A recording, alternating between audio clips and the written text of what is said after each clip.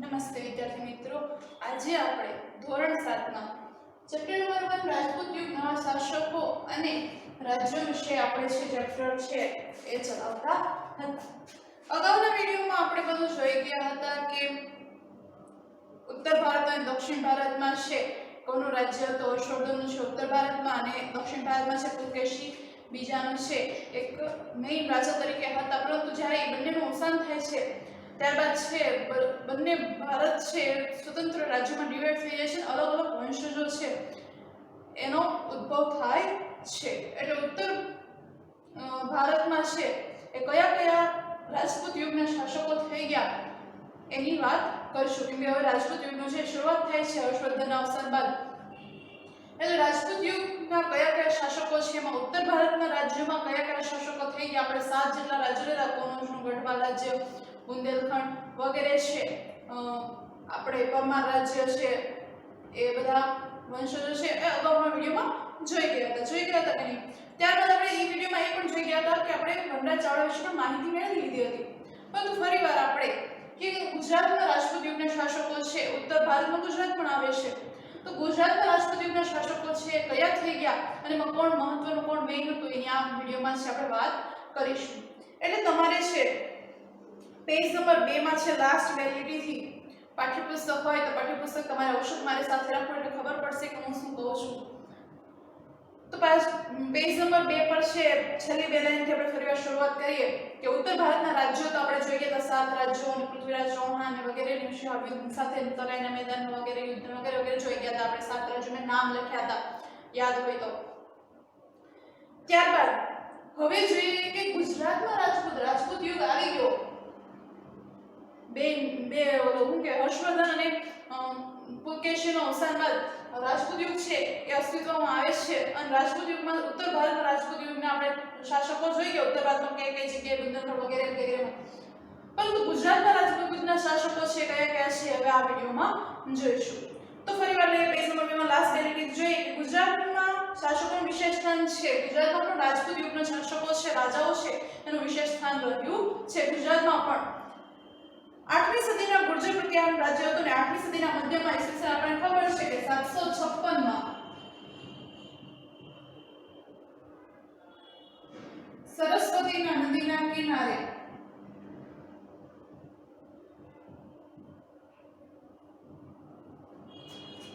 કોણે વનરાજ ચાવડાએ શેની સ્થાપના કરી તો અણહિલવાડ પાટણની સ્થાપના કરી. એ માટેનો સ્ટોરી પણ આપણે જોઈ ગયા હતા કે એના મિત્ર છે અણહિલ ભરવાડના નામ પરથી છે અને અણહિલવાડ પાટણની છે એ રચના કરી હતી. પોતાની બાળ મિત્ર અણહિલ ભરવાડના નામ પરથી વનરાજ ચાવડાએ છે અણહિલવાડ પાટણની સ્થાપના છે કરી હતી. આ સમયે ગુજરાતના સૌરાષ્ટ્ર અને કચ્છમાં પણ ચાવડા વંશના શાસકો હતા. કયો વંશ હતો તો ચાવડા વંશ હતો. કયો હતો? ચાવડા વંશ. એટલે મેઇન જોઈએ તો ગુજરાતની શરૂઆત છે ગુજરાતના રાજપૂત યુગની શરૂઆત પહેલા તો છે ને ચાવડા વંશ આવે છે. કોણ આવે છે? ચાવડા વંશ આવે છે. ચાવડા વંશમાં મેઇન જે કોઈનું નામ આવતું હોય તો એ છે વનરાજ ચાવડા કે જેણે અણહિલવાડ પાટણની રચના કરી હતી. કોના નામ પરથી પૂછે તમને MCQ માં તો તેનો મિત્ર છે અણહિલ ભરવાડના નામ પરથી છે એને અણહિલવાડ પાટણની રચના કરી હતી. આ ચાવડા વંશ છે ગુજરાતમાં કયા કયા પ્રદેશે રાજ્ય કરી ગયા તો એ જ આપણને પૂછે કે સૌરાષ્ટ્ર અને કચ્છમાં મેઇન એના શાસકો હતા. ક્યાં હતા? સૌરાષ્ટ્ર અને કચ્છમાં. ખબર છે આપણે પાટણ ક્યાં આવ્યું તો સૌરાષ્ટ્રમાં આવ્યું. ક્યાં આવ્યું? સૌરાષ્ટ્રમાં આવ્યું પાટણ છે. એટલે મેઇન છે જે ચાવડા વંશ છે એનું પ્રભુત્વ છે ગુજરાતમાં સૌરાષ્ટ્ર, આપણું જે આજનું સૌરાષ્ટ્ર છે અને આપણે કચ્છ છે સૌથી મોટો જિલ્લો ગુજરાતનો, તો ત્યાં છે ચાવડા વંશનું છે પ્રભુત્વ વધારે હતું. તે ઉપરાંત કયા પ્રદેશોમાં ચાવડા વંશનું શાસન કરતા હતા ગુજરાતમાં તો તે આપ્યું છે કે જેમાં વઢવાણ, દીવ, ક્યાં ક્યાં તો વઢવાણ, દીવ, ઓખામંડળ, પાટગઢ જે અત્યારે લખપતના નામે ઓળખાય છે, અને ભદ્રાવતી જે કચ્છમાં આવેલું છે. ચાવડા વંશનો શાસક મેઇન છે વનરાજ ચાવડા હતો. અણહિલવાડ પાટણની રચના કરી. ત્યારબાદ એને સૌરાષ્ટ્ર કચ્છમાં પણ શાસક હતા. કયા કયા સ્થળે? તો વઢવાણ છે, દીવ છે, દીવ છે ને ત્યાં ઓખા મંડળ, પાટગઢ એટલે અત્યારનું લખપત નામ છે એનું, પેલા પાટગઢ કહેવાતું હતું, જે લખપત કહે છે, ભદ્રાવતી એટલે કચ્છ, આ વગેરે છે ચાવડા વંશના છે. એ રાજપૂત યુગના ચાવડા વંશ છે. આટલા પ્રદેશો પર ગુજરાતમાં છે રાજ કરતા હતા. અહીંયા છે આપણે ચાવડા વંશ પૂરો થાય છે. હવે આવે છે સોલંકી વંશ. કે ગુજરાતનો જો કોઈ મેઇન વંશજ હોય, શાસક હોય રાજપૂત યુગના, તો એ હતા સોલંકી વંશ. કયો? સોલંકી વંશ. તેના રાજ્યોમાં કોણ કોણ થયું? તો મૂળરાજ છે, મેઇન રાજ્યો ભીમદેવ છે, સિદ્ધરાજ જયસિંહ. સિદ્ધરાજ જયસિંહનું નામ સાંભળ્યું છે, તો ખૂબ જ સારો રાજા થઈ ગયો. પછી કુમારપાળ આવે છે, એનો પુત્ર અજયપાળ, અને ત્યારબાદ આવે ભીમદેવ બીજો. એટલે અજયપાળનો પુત્ર હોય, ફરીવાર બીજું નામ પડે એટલે ભીમદેવ બીજો કે પહેલો બીજો એ બધા. સોલંકી વંશ છે ગુજરાતના જો કોઈ વંશજોમાં જો મેઇન હોય રાજપૂત યુગમાં, જો ગુજરાતમાં મોસ્ટ સરસ મજાનું રાજા રાજવી કરી ગયા હોય, પ્રજા ખુશખુશાલ હોય, તો એ હતો સોલંકી વંશ. પ્રજા પણ એટલી ખુશ હતી ને રાજા પણ એટલા દિલદાર હતા અને એટલા પરાક્રમી પણ હતા. સોલંકી યુગના જે રાજા છે એટલા માટે આપણે કીધું ચોપડીમાં જોઈએ કે શું કીધું છે કે આ બધા શાસકોમાં સોલંકીઓના શાસનકાળને ગુજરાત રાજપૂત શાસનનો સુવર્ણ યુગ ગણવામાં આવે છે. અને ગુજરાતના રાજપૂત યુગના સોલંકી વંશને શું કહેવામાં આવે છે? તો સુવર્ણ યુગ કહેવામાં આવે છે. એમસીક્યુ માટે પૂછાય કયો વંશ ગુજરાતમાં હતો એ સોલંકી યુગ તરીકે ઓળખાય છે? તો કયો આવે? સોલંકી વંશ. કે સોલંકી વંશનો જેટલો સમયગાળો ગુજરાતમાં હતો એ રાજપૂત યુગનો ગુજરાતમાં છે એ સુવર્ણ યુગ ગણવામાં આવે છે. મોસ્ટ ટાઈમ ક્વેશ્ચન છે, અંડરલાઈન કરી નાખજો. આ વંશનો કોનો સમાવેશ થાય છે? તો મૂળરાજ છે, ભીમદેવ છે. ભીમદેવ પ્રથમ એટલે પહેલો, પછી સિદ્ધરાજ જયસિંહ મેઇન છે, કુમારપાળ છે, અજયપાળ છે, ભીમદેવ બીજો વગેરે શક્તિશાળી શાસકો. આ જેટલા નામ લીધા ને એ બધા છે શક્તિશાળી રાજાઓ છે એ આ સોલંકી વંશના છે. સોલંકી વંશના છે પરાક્રમી રાજાઓ થઈ ગયા. સોલંકી શાસનનો ગુજરાત આર્થિક અને સાંસ્કૃતિક દ્રષ્ટિએ સમૃદ્ધ હતું. શા માટે એને સુવર્ણ યુગ કહેવામાં આવે છે? તો જ્યારે સોલંકી વંશનું શાસન ગુજરાતમાં હતું ત્યારે ગુજરાતની પ્રજા છે એ આર્થિક અને સાંસ્કૃતિક કલા ક્ષેત્રે પણ ખૂબ જ આગળ હતી અને આર્થિક એટલે પૈસે ટકે પણ ખૂબ જ ધનવાન હતી જ્યારે આ યુગ ગુજરાતમાં હતો ત્યારે. એટલે પ્રજા છે આર્થિક અને સાંસ્કૃતિક રીતે ખૂબ જ ધનવાન હતી. જૂનાગઢના શાસક રાખેગાળની દીકરી ઉદયમતીના લગ્ન ભીમદેવ પ્રથમ સોલંકી સાથે થયા હતા. અને ભીમદેવની શરૂઆત થાય છે ત્યારે ક્યારે? તો જૂનાગઢના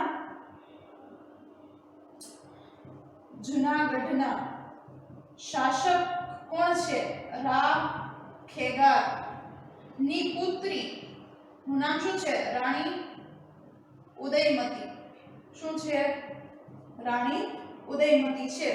એના લગ્ન છે કોની સાથે થાય છે? તો ભીમદેવ છે, ભીમદેવ જોડે છે એમના લગ્ન થાય છે. ભીમદેવ પ્રથમ જોડે તેમના શું થાય છે? લગ્ન થાય છે. અને ભીમદેવ સોલંકી સાથે થયા હતા. હવે શું કહેવામાં આવે છે કે જૂનાગઢના શાસક રાખેગાળની પુત્રી છે રાણી ઉદયમતીના લગ્ન છે એ સોલંકી યુગના ભીમદેવ પ્રથમ સાથે થાય છે. ભીમદેવ રાણી ઉદયમતી છે શું શું કાર્ય કર્યા? તો જેણે પાટણમાં છે રાણીની વાવ છે એની બંધાવી હતી. જો અંદર આપણે ચોપડીમાં જોઈએ કે રાણી ઉદયમતીએ પાટણમાં વિશ્વ પ્રસિદ્ધ શું બનાવી હતી? તો રાણીની વાવ બનાવી હતી. શું બનાવી હતી? રાણીની વાવ બનાવી હતી. આજે રાણીની વાવને યુનેસ્કો વર્લ્ડ હેરિટેજ સાઇટનો દરજ્જો મળે છે. તમને ખબર હોય તો જૂનાગઢના રાખેગાળ છે પુત્રી રાણી ઉદયમતી છે અને લગ્ન ભીમદેવ પ્રથમ સાથે થાય છે. આ રાણી ઉદયમતીએ શું કાર્ય કર્યા? તો રાણી ઉદયમતી છે એ પણ ખૂબ જ સારા એવા રાણી થઈ ગયા કે તેમણે છે પાટણમાં રાણીની વાવ, જે રાણીની વાવ છે આપણે રાણીની વાવ પણ એને કહીએ છીએ, એ વાવ છે એને બંધાવી હતી. ક્યાં બંધાવી હતી? પાટણમાં. પૂછે રાણી વાવની સ્થાપના કોણે કરી હતી? કોણે બંધાવી હતી? તો રાણી ઉદયમતીએ. અને ક્યાં બંધાવી હતી? તો પાટણમાં. અથવા એ પણ પૂછાય કે રાણી ઉદયમતીએ પાટણમાં કઈ વાવની બંધાવી હતી? તો રાણીની વાવ અથવા રાણકી વાવ. અમુક વ્યક્તિઓ છે પાટણની મુલાકાત લીધી હશે તો તેમણે રાણીની વાવનો છે એ અચૂક જોયું છે. જેને નથી જોયું તો અમુક પ્રવાસ પણ એવા થાય છે અત્યારે કોરોના નહીં પહેલા થતા તો ત્યારે જૂનાગઢમાં બાજુ પાટણ બાજુ જાય તો રાણીની વાવનો અવશ્ય મુલાકાત, કેમ કે જે વિશ્વ પ્રસિદ્ધ વાવ છે વર્લ્ડ હેરિટેજ સાઇટમાં છે આનો સમાવેશ થાય છે. એટલે પ્રાચીન સ્થળોમાં આનો સમાવેશ થાય છે. દુનિયાની પ્રાચીન સ્થળોમાં આનો સમાવેશ. વર્લ્ડ હેરિટેજ, વર્લ્ડ એટલે દુનિયાની, હેરિટેજ એટલે પૌરાણિક, વર્લ્ડ હેરિટેજ સાઇટનો છે અને દરજ્જો મળેલો છે. સિદ્ધરાજ જયસિંહની માતા, આ હતું ભીમદેવની વાત અને એની રાણીની વાત. ત્યારબાદ જોઈએ કે સિદ્ધરાજ જયસિંહ, હવે સિદ્ધરાજ જયસિંહ છે એની માતા રાણી મીનળ દેવી, પણ રાણી ઉદયમતી હતી એનાથી પણ જે સારા હતા તો રાણી મીનળ દેવી હતા. કોણ હતા અને કોણ હતા? તો સિદ્ધરાજ જયસિંહના માતા હતા. કોણ હતા?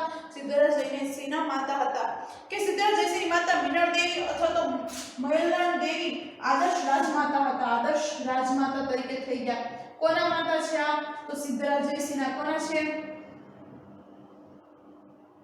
માતા? એટલે મમ્મી છે રાણી મીનળ દેવી. અને રાણી મીનળ દેવીનું બીજું એક નામ છે કે ન્યાયની દેવી પણ કહેવામાં આવે છે. એનો ન્યાય છે ખૂબ જ નિષ્પક્ષ હતો.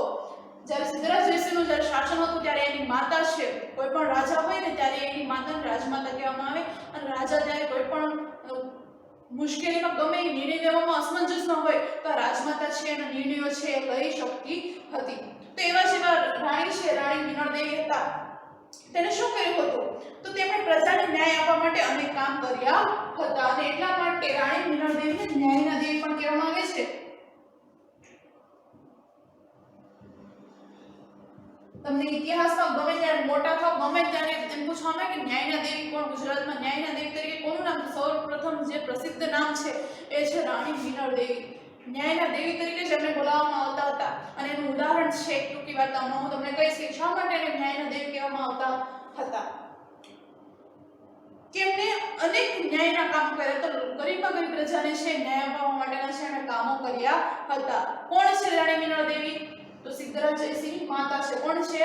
માતા છે અથવા તો રાજમાતા પણ એમ કહી શકાય. અને ન્યાયના દેવી તરીકે પણ ઓળખવામાં આવે છે. સોમનાથનો યાત્રા વેરો બંધ કરવામાં, ધોળકાના મળાતણા બાંધવામાં તેમને જ નિર્ણય હતો. રાણી મીનળ દેવી છે ધોળકામાં છે મલાવ તળાવ, ત્યારબાદ વિરમગામમાં છે, આ નામ નથી આપ્યું પણ છતાં હું લખી દઉં, મુનસર તળાવ. આ બે તળાવની જે સ્થાપના કરી તો કોણ છે? તો રાણી મીનળ દેવી છે.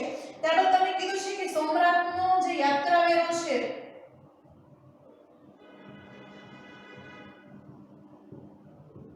બંધ કરાવ્યો હતો. ખૂબ જ મહત્વના કાર્ય કર્યા હતા. કઈ કયા છે? તો સિદ્ધરાજ જયસિંહની માતા છે યાત્રા વેરો છે બંધ કર્યો. સોમનાથ જવાનો યાત્રા વેરો છે, યાત્રા કરવાનો છે ને વેરો આપણે પૈસા ચૂકવવા પડતા સોમનાથ જવા માટે, યાત્રા કરવા માટે. તો યાત્રા વેરો છે રાણી મીનળ દેવી જ્યારે સિદ્ધરાજ જયસિંહનું શાસન હતું ત્યારે પોતાના હુકમથી છે આ સોમનાથનો યાત્રા વેરો બંધ કરાવ્યો હતો કે ભગવાન પાસે જવામાં કોઈ વેરો લેવામાં આવશે નહીં. એટલા માટે આ યાત્રા વેરો મેઇન બંધ કરાવ્યો. ત્યારબાદ ધોળકામાં છે મળાવ તળાવ. મળાવ તળાવ બંધાઈને શું મળી ન્યાયનું કામ કરી નાખ્યું? તો હમણાં જે ધોળકામાં મળાવ તળાવ, ત્યારબાદ વિરમગામમાં આ નામ નથી આપ્યું પણ વિરમગામમાં મુનસર તળાવ આ છે રાણી મીનળ દેવી છે બંધાવ્યો છે ત્યાં આજે પણ છે. શા માટે? કે ધોળકામાં મળાવ તળાવ બાંધવાનું હતું ત્યારે મળાવ તળાવનો આકાર છે ગોળ રાખવાનો હતો. ક્યાં? ધોળકામાં છે વ્યવસ્થિત ગોળ રાખવાનો હતો. પણ અહીંયા જે કિનારે છે એક ડોશીનું ઘર હતું, ડોશીમાનું છે ને ઘર હતું અહીંયા. જ્યારે ધોળકામાં મળાવ તળાવ વાત કરી આપણે એક ટૂંકી વાર્તા કહી દઉં જે આપણે ચોપડીમાં નથી પણ મીનળ દેવી વિશે, કે જ્યારે ધોળકામાં બનાવવાનું હતું ત્યારે એના કાંઠે ગોળ આકાર આપવાનો હતો. ફરતો આપણે ખબર છે તળાવ બનાવીએ છીએ ફરતો આકાર પ્રમાણે વસ્તુ ત્યાંથી કાઢવી પડે કોઈ પણ જોડાજોડી હોય વ્યવસ્થિત બધી કિનારે વ્યવસ્થિત થઈ જતી હતી. પણ એક બાજુ છે એક ડોશીમાનું છે એક નાની ઝૂંપડી ટાઈપ એનું ઘર હતું. એટલે એને હુકમ આપવામાં આવે છે કે તમે ત્યાંથી તમારું ઘર છે અથવા તો ઝૂંપડી છે હટાવી લો, જેથી છે તળાવનું બાંધકામ ત્યાંથી હટી જાય તો વ્યવસ્થિત છે એ તળાવનો આકાર છે વ્યવસ્થિત ગોળ થઈ જાય જે સારો લાગે એટલા માટે. હવે એટલો બધો ખર્ચો કરાવે છે તળાવ બનાવવામાં તો અહીંયાથી પછી આમ ખાંચું હોય તો કંઈ સારું લાગે નહીં. તો છે મીનળ દેવી છે પેલા તો હુકમ મોકલાવવામાં આવે છે પણ ડોશી છે ત્યાંથી હટતા છે નહીં, એટલે મીનળદેવી ખુદ છે એ ત્યાં જાય છે અને ડોશીમાને વાત કરે છે કે તમે તમારું ઘર છે અહીંયાથી હટાવી દો. પણ ડોશીમા છે એને એટલા લાગણીભર્યા અવાજે એની સાથે વાત કરે છે, લાગણી છે એ મીનળદેવીને રજૂ કરે છે કે હું મારો આ એકનો એક છે વગેરે વગેરે છે, પોતાની લાગણીને વ્યક્ત કરે છે, હું નહીં છોડી શકું. તો મીનળદેવી છે શું કરે છે, મીનળદેવીના હાથમાં પાવર હતો, એને કરવું હોત તો એને ત્યાંથી હટાવી પણ દે, ડોશીમાને ગમે ત્યાં મૂકી આવે, એના સૈનિકોનો ઓર્ડર આપે તો કંઈ પણ થાય તો મૂકી આવે. પણ મીનળદેવી કરતા નથી. એ શું કરે છે કે ત્યાં છે ઘરે એમને એમ રહેવા દે છે. ઉપરાંત આ જે તળાવનો આકાર છે એ બદલાવી નાખે છે અને આમ તેમ ખાંચાવાળું છે તળાવ બનાવે છે. ઘર તેમને તેમ જ રહેવા દે છે કેમ કે એક વ્યક્તિની લાગણી એ ઘર સાથે જોડાયેલી હતી, એટલા માટે એની લાગણી છે દુભાવવા દેતા નથી. કોણ? રાણી મીનળદેવી. અને અત્યારે પણ તમે જો ધોળકાનો છે તો આકાશ છે, આ બધી બાજુથી ગોળ છે પણ અહીંયાથી એક ખાંચાવાળો છે કેમ કે ત્યાં એક ઝૂંપડી હતી, ઘર હતું ડોશીમાનું, એના કારણે ડોશીમાની લાગણી વ્યક્ત કરે છે અને મીનળદેવી છે એને અવકારતા નથી અને એને જે વાત છે એને સાંભળે છે અને સરસ મજાનો છે ન્યાય કરે છે. આમ એટલા માટે છે કે મીનળદેવી છે ન્યાયના દેવી તરીકે ઓળખવામાં આવે છે. હવે જોઈએ ત્યારબાદ સિદ્ધરાજ જયસિંહ. સિદ્ધરાજ જયસિંહ માતાના વાત સિદ્ધરાજ જયસિંહ આપણે હવે કાળ જોઈએ. સિદ્ધરાજ જયસિંહ એ છે એ કલિકાળ સર્વજ્ઞ હેમચંદ્રાચાર્ય પાસે સિદ્ધહેમ શબ્દાનું શાસન નામનો સમૃદ્ધ ગ્રંથની રચના કરાવી હતી. સિદ્ધરાજ જયસિંહનો જ્યારે શાસનકાળ હતો ત્યારે હેમચંદ્રાચાર્ય છે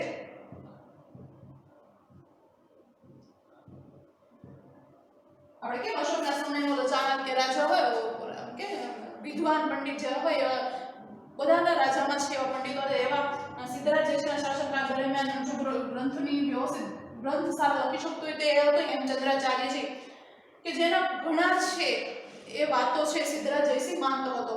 તો સિદ્ધરાજ જયસિંહ એમને છે એ એક ગ્રંથ પોતાના પર લખવાનું કહે છે હેમચંદ્રાચાર્યને, અને એટલા માટે છે એ સિદ્ધરાજ જયસિંહના કહેવાથી હેમચંદ્રાચાર્ય છે કયા ગ્રંથની? તો સિદ્ધહેમ શબ્દાનું શાસન છે. સિદ્ધહેમ શબ્દાનું શાસન નામનો ગ્રંથ લખે છે. કોના કહેવાથી? તો સિદ્ધરાજ જયસિંહના કહેવાથી, કે જેનો રાજા છે એના કહેવાથી હેમચંદ્રાચાર્ય છે આચાર્ય હેમચંદ્રાચાર્યજી છે એ સિદ્ધહેમ શબ્દાનું શાસન નામનો છે એ ગ્રંથની રચના કરે છે, જે આજે પણ એ ગ્રંથ છે. સિદ્ધહેમ નામના સમૃદ્ધ ગ્રંથની મોટા ગ્રંથની રચના કરી હતી સિદ્ધરાજ જયસિંહ. અને આ ગ્રંથની નગરમાં હાથી ઉપર શોભાયાત્રા કાઢી ત્યારે પાટણના રાજા આમ પ્રજા સાથે ચાલ્યો હતો. અને જ્યારે સિદ્ધહેમ શબ્દાનું શાસન લખાઈ ગયો ત્યારબાદ એની છે પોતે એની યાત્રા કાઢવામાં આવી આખા નગરમાં, અને શોભા વધારવા માટે આ ગ્રંથને છે હાથી પર મૂકવામાં આવ્યો અને આખા નગરમાં છે એની યાત્રા કરવામાં આવી. ત્યારે ખુદ રાજા જે છે એ પણ હાથી પર નહોતો બેઠો, ખુદ એણે પણ પ્રજા સાથે છે ચાલીને આ ગ્રંથની છે યાત્રા કરી હતી.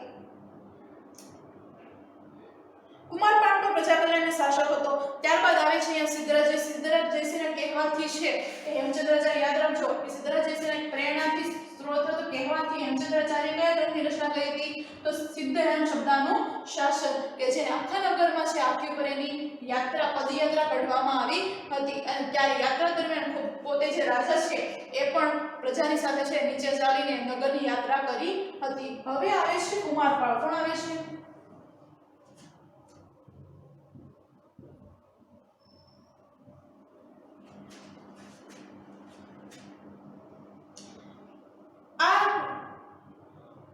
કુમારપાળ પણ પ્રજા કલ્યાણી શાસક હતો અને કુમારપાળ પણ ખૂબ જ શ્રેષ્ઠ પ્રજા કલ્યાણી છે એ રાજા હતો. ભીમદેવ જોઈ લીધું, સિદ્ધરાજ જયસિંહ જોઈ લીધું, ભીમદેવની પત્ની છે એનું કાર્ય જોઈ લીધું, સિદ્ધરાજની માતાનું કાર્ય જોઈ લીધું. સિદ્ધરાજ જયસિંહે શું કાર્ય કરાવ્યો હતો? તો સિદ્ધહેમ શબ્દનું શાસન છે ગ્રંથ હેમચંદ્રાચાર્યજી પાસે લખાવ્યો હતો અને એની પદયાત્રા કરાવી. ત્યારબાદ છે કુમારપાળ. હવે આવે છે કુમારપાળ. એ પણ પ્રજા કલ્યાણી છે રાજા હતા.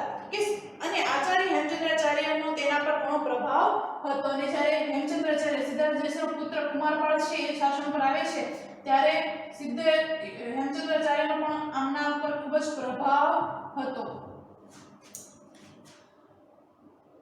કુમારપાળ પર હેમચંદ્રાચાર્યને ખૂબ માનતો અને હેમચંદ્રાચાર્ય છે એ પણ કુમારપાળને શ્રેષ્ઠ રાજા ગણતા હતા.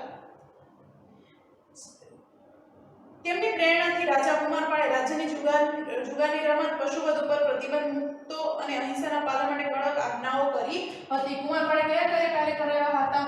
તો શું કરાવ્યું હતું?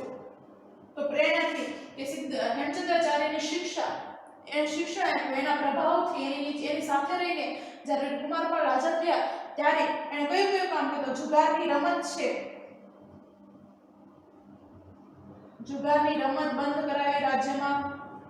ત્યારબાદ છે એ પશુવધ, કેમ કે પહેલાના સમયમાં પશુવધ ખૂબ જ થતો હતો, તો પશુવધ પર પ્રતિબંધ મુકાવ્યો સર્વપ્રથમ. અને અહિંસાના, એ હિંસા કોઈએ નહીં કરે, અહિંસાના પાલન માટેના કડક આજ્ઞાઓ તો પગલાઓ લીધા. કે હેમચંદ્રાચાર્યનું છે ને કુમારપાળના જીવન પર ખૂબ જ પ્રભાવ પડેલો. હેમચંદ્રાચાર્યના કહેવાથી, એની સલાહ સૂચનથી કુમારપાળ રાજા છે, જે રાજા છે આ ગાદી પર આવ્યો કુમારપાળ, ત્યારે રાજ્યમાં શું કરાવ્યું? મેઇન કાર્ય કે જુગારની રમત બંધ કરાવી, કે ત્યારના જનો ખૂબ જ જુગાર રમતા, તો જુગારની રમત બંધ કરાવી. પશુવધ ખૂબ જ કરતા, તો પશુવધ પર પ્રતિબંધ મુકાવ્યો. અને અહિંસાના કડક, કે હિંસા ન કરવી, મારામારી ન કરવી, અહિંસા માટેના કડક છે એ પગલાઓ છે, આજ્ઞાઓ છે, પોતાના નગરમાં છે એને આપ્યા હતા. કુમારપાળ ચરિત્ર ગ્રંથ લખીને હેમચંદ્રાચાર્યએ આ રાજાની પ્રતિષ્ઠામાં વધારો કરેલ છે. કે સિદ્ધરાજ જયસિંહે કીધું કે મારા ઉપર તમે અને મારા નગર ઉપરના વહીવટ ઉપર તમે પુસ્તક લખો. ત્યારે સિદ્ધરાજ જયસિંહના કહેવાથી હેમચંદ્રાચાર્યએ સિદ્ધ હેમ શબ્દાનુશાસન, જેમાં સિદ્ધરાજ જયસિંહનું બધું જ વર્ણન છે. ત્યારબાદ હેમચંદ્રાચાર્યની નીચે જ કુમારપાળ રાજા રાજવી બન્યો. તેને પ્રભાવથી કુમારપાળે આ કાર્ય કર્યા અને કુમારપાળથી પ્રેરાઈને, કે કુમારપાળ સરસ રાજા છે એમ પ્રેરાઈને હેમચંદ્રાચાર્ય બીજો ગ્રંથ રચ્યો કુમારપાળ માટેનો. એ કયો હતો? તો કુમારપાળ ચરિત્ર.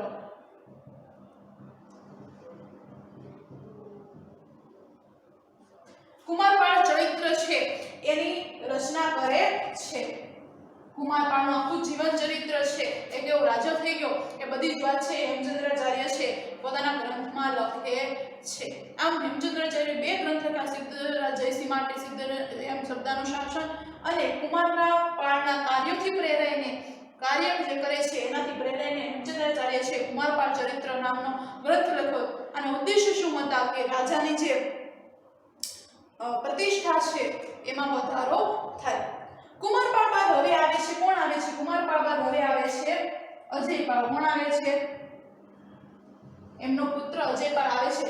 પરંતુ પાટણની ગાદી આવે પણ લગભગ 4 વર્ષમાં તેનું અવસાન થઈ ગયું. 4 વર્ષમાં છે એ શું થાય છે? એનું અવસાન થાય છે. કુમારપાળનું શાસન પૂરું થઈ ગયું. ત્યારબાદ છે એનો પુત્ર અજયપાળ ગાદી પર આવે છે, પાટણની ગાદી ઉપર. પરંતુ એનું 4 વર્ષનું અવસાન થઈ જાય છે. એટલે એમ પણ કહી શકાય કે સોલંકી વંશમાં જો કોઈ સૌથી નાનો રાજ્ય હોય, કે સૌથી ઓછું શાસન થઈ ગયું હોય, કે સૌથી ઓછા વર્ષ શાસન કર્યું, તો એ હતો અજયપાળ. કેમ કે અજયપાળ ગાદી આવ્યો એટલે 4 વર્ષમાં જ એનું અવસાન થઈ જાય છે. અવસાન થતા ગુજરાતની ગાદી ઉપર તેનો પુત્ર કોણ આવે છે? તો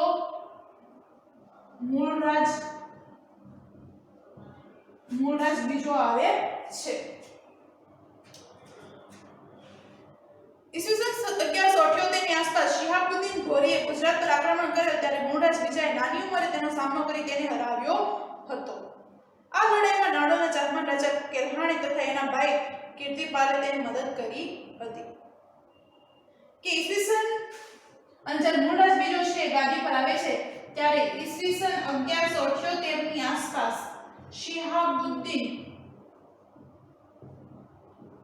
ઘોરીએ ગુજરાત પર આક્રમણ કરે ત્યારે મૂળરાજ બીજાએ નાની ઉંમરે તેનો સામનો કરી તેને હરાવ્યો હતો. કે અજયપાળનું મૃત્યુ થયું, 4 વર્ષમાં જેનું મૃત્યુ થાય છે એટલે પુત્ર આવે છે. પુત્ર ખબર છે કે હજી આ હતો નાનો, એનો 4 વર્ષમાં થાય છે, તો પુત્ર છે બહુ જ નાનો છે, પણ છતાં ગાદી પર આવે છે ત્યારે એનો ફાયદો ઉઠાવીને કોણ આવે છે? તો ઈસવીસન 1178 માં શિહાબુદ્દીન નામ આગળ પણ આવી ગયું. ક્યાં આવ્યું હતું? તો તરાઈના મેદાનો યાદ કરો. પૃથ્વીરાજ ચૌહાણ સાથે છે એના યુદ્ધ થયેલા હતા. યાદ આવે છે કે પૃથ્વીરાજ પૃથ્વીરાજ ચૌહાણની પહેલી વાર છે ઈસવીસન 1191 માં એને પહેલી વાર થાણેશ્વર અને કર્ણા વચ્ચેના તરાઈના મેદાનમાં યુદ્ધ થયું હતું ત્યારે પૃથ્વીરાજ ચૌહાણે છે ને હાર અપાવી હતી, પરંતુ ત્યારબાદ ઈસવીસન 1192 માં ફરીવાર આક્રમણ કરે છે ત્યારે છે એ પૃથ્વીરાજ ચૌહાણ હારી જાય છે અને શિહાબુદ્દીન છે એ ત્યારે જીતી જાય છે. ત્યારબાદ ઈસવીસન 1178 ની આસપાસ શિહાબુદ્દીન ઘોરી છે એ મૂળરાજ બીજા સાથે યુદ્ધ કરે છે અને પર આક્રમણ કરે ત્યારે મૂળરાજ બીજાએ નાની ઉંમરે તેનો સામનો કરી તેને હરાવ્યો હતો. ઉંમર નાની હતી છતાં પણ એને હરાવી દીધો હતો. શા કારણે? તો આ લડાઈમાં નાડોના ચાહમાન રાજા કેલ્હાણે અને એના ભાઈ કીર્તિપાલે તેને મદદ કરી હતી. મૂળરાજે મદદ કોણે કરી હતી? તો નાડોનો ચાહમાન રાજા છે અને કીર્તિપાલ છે તેને મદદ કરી હતી. પણ છતાં પણ છે હરાવ્યા બાદ પણ ધીમે ધીમે છે સોલંકી વંશની જે પકડ છે એ ધીમે ધીમે છે ખતમ થતી જાય છે. કેમ કે હજી મૂળરાજ બીજો નાનો તો છતાં પણ એકવાર છે શિહાબુદ્દીન ઘોરીને હરાવી દે છે. નાડોનો ચાહમાન અને કીર્તિપાલ તેને મદદ કરે છે એટલા માટે એને હરાવી દે છે, પરંતુ છતાં પણ હજી ત્યારબાદ છે એ મૂળરાજ બીજા બાદ છે હવે સોલંકી વંશ છે ધીમે ધીમે પકડ છે, કેમ કે હાર મળે ત્યારબાદ પકડ છે થોડી ઢીલી પડી જાય, કેમ સૈન્ય પણ ઓછું થઈ જાય એટલા માટે છે ધીમે ધીમે સોલંકી વંશની જે પકડ છે પોતાના રાજ્યો પર એ ઢીલી પડતી જાય છે. અને ત્યારબાદ આવે છે વાઘેલા વંશ. ચાવડા વંશ આપણે થોડીક જોયું તેને થોડાક કે રાજ્યમાં કર્યો. ત્યારબાદ મેન સોલંકી વંશ હતો તેમાં મૂળરાજ ભીમદેવ પ્રથમ, સિદ્ધરાજ જયસિંહ કુમારપાળ, અજયપાળ ભીમદેવ પહેલો છે અને મૂળરાજ બીજો, ભીમદેવ બીજો પણ છે અને મૂળરાજ બીજો પણ છે.